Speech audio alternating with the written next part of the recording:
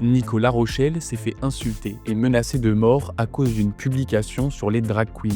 Bah alors petite pute, ça signale les messages, ça tapette, espèce de merde que t'es. Je vais me déplacer à La Rochelle, je vais te retrouver sale pute que t'es.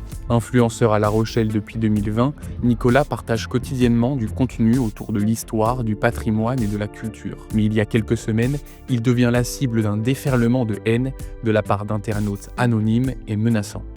J'ai reçu donc tout d'abord un commentaire assez véhément, assez impoli on va dire, sous une de mes vidéos que j'ai mise en ligne, en plus pas forcément cette semaine. Et donc ce commentaire un petit peu impoli, donc je l'ai signalé auprès de la plateforme TikTok, donc le commentaire a été supprimé, sauf que cette personne-là n'a pas trop apprécié, et elle m'a recontacté par message privé. Je me suis dit, bon bah ça y est, on y est, on enclenche la communication de crise entre guillemets, va falloir gérer ça. Alors pourquoi avoir passé le cap de déposer plainte? On va dire qu'il y a deux volets, c'est-à-dire que le premier volet c'est un volet déjà personnel, parce que du coup bon c'était quand même un petit peu violent ce que j'ai reçu, et je me suis dit si j'y vais pas là, j'irai jamais. Et le deuxième élément c'est que du coup on parle énormément de harcèlement sur les réseaux sociaux, et je me dis que finalement oser aller porter plainte pour ces faits-là, c'est aussi peut-être déjà empêcher que de futurs harceleurs puissent continuer à harceler, mais aussi c'est finalement montrer que c'est possible de le faire. C'est-à-dire que ça peut motiver aussi d'autres personnes. Quand on est victime d'agression comme ça, enfin quelle qu'elle soit, c'est jamais évident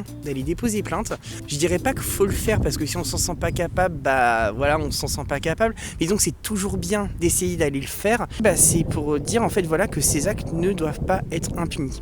En France, le cyberharcèlement est puni par la loi, qui interdit les attaques répétées en ligne pouvant nuire à une personne, avec des peines pouvant aller jusqu'à 3 ans de prison et 45 000 € d'amende.